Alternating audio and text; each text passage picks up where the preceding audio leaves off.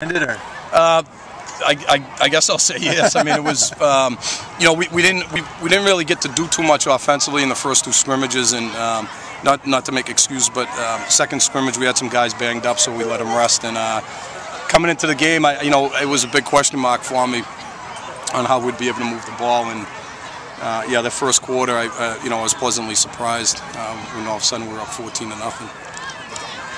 It was a tight game like the other ones have been. Unbelievable. And I don't mean to divert from the process, but I just want to really compliment Coach Conley and his team. I mean, that great group of kids, and just so class. I mean, they're full of class.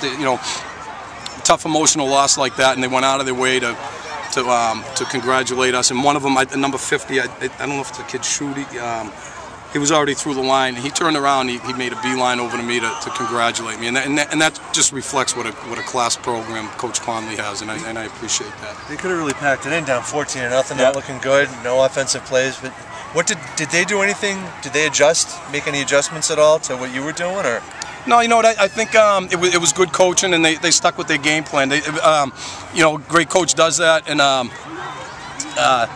They stuck to their game plan. They picked up a couple big first downs, and then they caught us. Coach McIntosh had the right defense on, and they just caught us off guard. And the quarterback threw a great ball down the sideline there. But again, they stuck to their game plan, and they were able to get themselves back in the game. You figured, Scott, you get a break with Skeffington moving on, but this guy is. He's got a whole nother set of tools, huh? Well, yeah, and we got to watch him during the summer 7-on-7s, and I was sitting there one night going, "Oh my God, more! Skeffington's gone, but another source of headaches for us." So.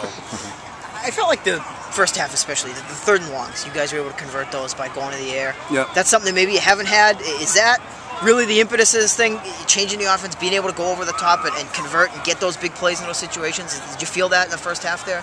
Yeah, the idea between opening things up was to be able to get the ball more out, out in the perimeter more, and to utilize our athletes. And we had some big receptions. Jason made some nice throws, and even DJ. I mean, DJ's just a great all-around player, but he made a big catch coming out of the backfield there. So, but yeah, then hopefully we'll continue to grow with the offense. It's all brand new to us after being a single wing team for 3 years, but hopefully we'll keep building each week and get better and better. Nick Ingham. I mean, that ball, Jason put it up in the air, lofted it for him, and he was able to keep his concentration, adjust to it, and haul it in. I mean, I thought that was tremendous concentration by Nick. Yeah, it was, and Nick got banged up in our first scrimmage, so he was out for about 6 days, and up until a couple days ago, we weren't sure if we were going to have him, and he got cleared.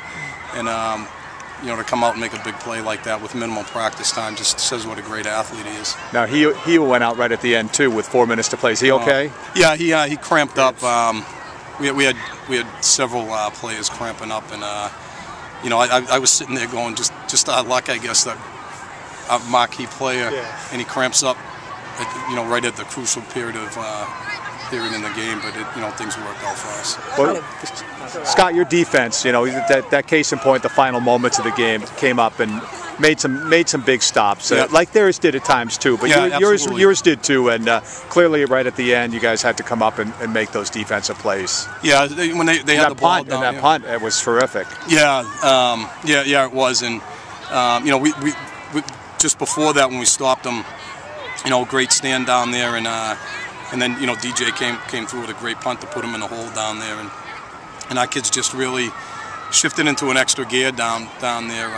When we do our conditioning, we always stress fourth quarter, and I think it registered with them at the end of the game. Not overtime? We didn't want to go to overtime. I'm all banged up and sore and everything. I don't physically I'm beat up and I'm mentally worn, but I don't know if I would have survived overtime. First season opening win for you in a long time. First as a head coach, certainly. What's it feel like? It's the first time we've been undefeated, so I can go back to my very close friend Mark Betancourt, and I remember when we had won. I was joking around with him one of the games we won. I said, "Hey, we got a winning streak," and he was quick to remind me one game's not a winning streak. But I guess I can call him tonight.